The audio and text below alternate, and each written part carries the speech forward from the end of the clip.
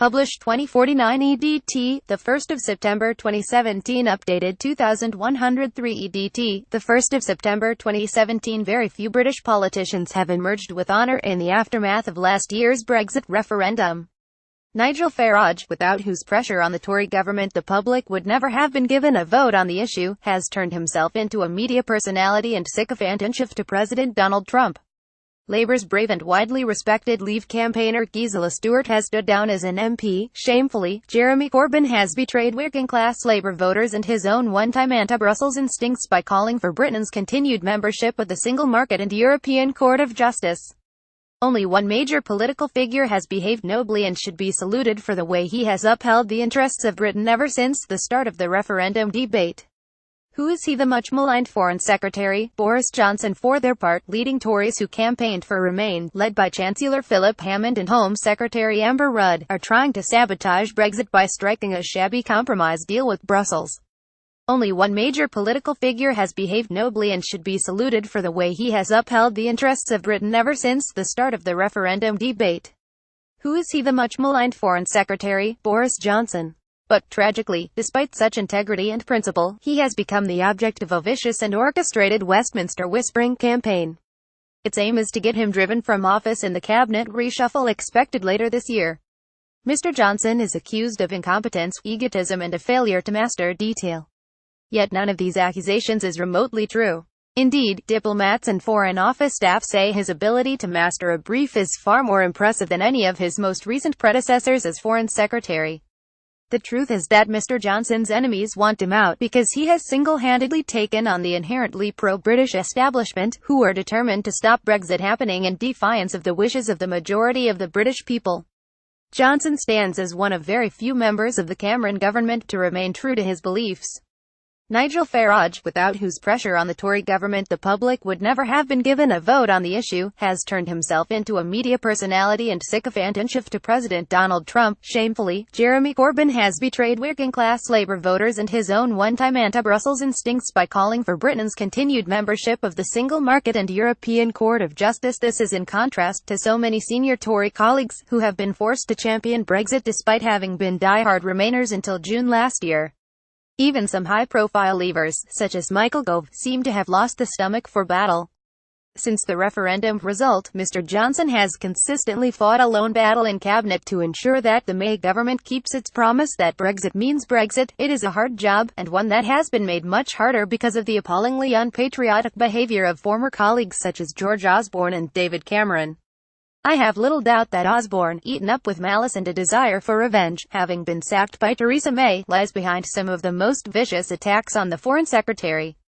Indeed, the pro-former Chancellor, a key architect of the contemptible project feared during the referendum campaign, appears to have entered into a demeaning alliance of convenience with Blairite pro-Europeans who are hell-bent on wrecking Brexit.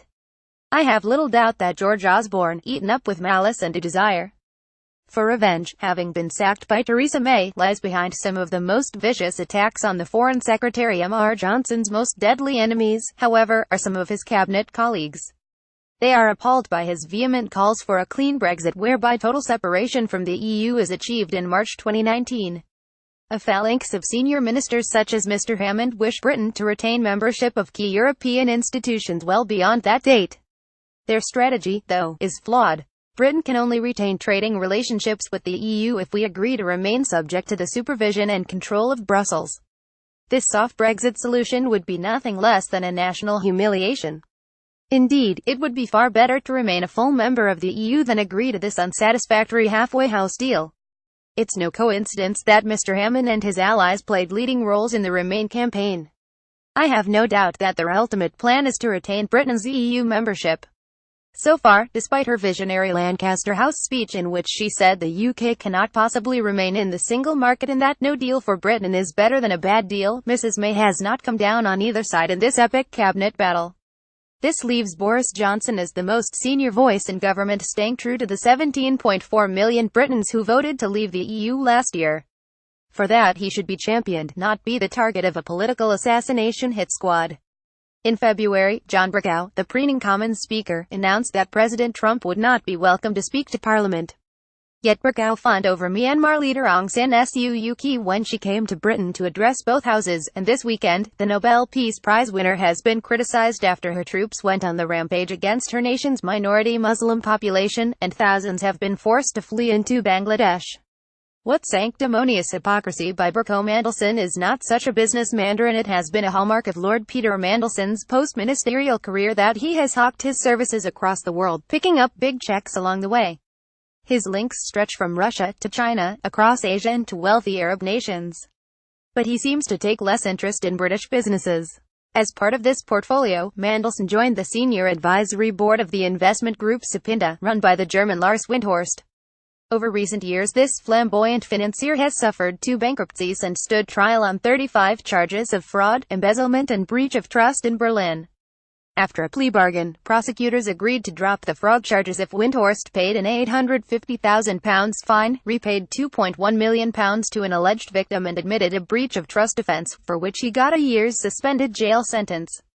It has been a hallmark of Lord Peter Mandelson's post-ministerial career that he has hawked his services across the world, picking up big checks along the way. Mandelson's advice does not seem to have helped Windhorst. Sapinda has had a dreadful past 12 months, though in all fairness it should be noted that the worst of the firm's tribulations have taken place since his departure. Its main investments plunged in value. A high-profile investment in video games was soured by reports that employees, creditors and even prize winners had not received money due to them. Windhorst has now resigned from Sapinda. Mandelson had already quit the board. At the very least, Mandelson's relationship with Windhorst throws doubt on his own judgment. Throughout his career he has suffered cruel slurs on his reputation. To avoid this happening again, he would be wise to volunteer a full account of his relationship with Windhorst. Lord Mandelson did not answer my questions to him yesterday. May's election call to push through Brexit. Theresa May's wish to stay Prime Minister after the next election has been widely misinterpreted by Westminster observers, who claim her decision means she could still be in number 10 in 2024, but I am convinced she aims to stay as PM only until 2021. I understand Mrs. May has confided to advisers that she may call the next election in 2019. This fits with her realization that a Brexit deal will have to be put before Parliament. If all goes to plan, a big Tory majority will push it through the Commons. She would then step down around 2021. Former Downing Street Director of Communications Sir Craig Oliver condemned Theresa May for saying she plans to stay on. This is the same man who allowed David Cameron to pre-announce his intention to step down as Tory leader, resulting in Cameron becoming a Lametic Prime Minister and months of jockeying among ministers to position themselves as his successor.